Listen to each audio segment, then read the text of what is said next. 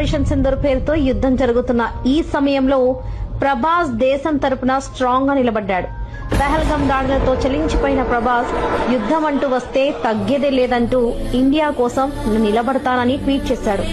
అవసరమైతే దేశం కోసం నా ఆస్తి మొత్తం ఇచ్చేస్తానని, దేశం కోసం ప్రతి ఒక్కరూ సైనికుడిలా మారాల్సి వస్తే ముందు వరుసలో నేనుంటానంటూ దేశం గర్వించే విధంగా మాట్లాడాడు ప్రభాస్ సైనికుల ప్రాణాలకి రక్షణగా ఉండాలని, వారికి అవసరమయ్యే బుల్లెట్ ప్రూఫ్ జాకెట్స్ ప్రతి సైనికుడికి అందాలని, అందుకు అవసరమైన విరాళాన్ని నేను స్పాన్సర్ చేస్తానని చెప్పడంతో ప్రభాస్ మళ్లీ వార్తల్లో నిలిచాడు. ప్రభాస్ కి డొనేషన్స్ ఇవ్వడం కొత్తేమీ కాదు.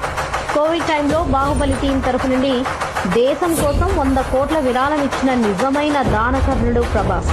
ఇంకా ప్రభాస్ డొనేషన్ లిస్ట్ చూసుకుంటే 2020 కోవిడ్ సహాయం కోసం ప్రధానమంత్రి రిలీఫ్ ఫండ్ కి 3 కోట్లు, Andhra Pradesh, Telangana CM relief fund కి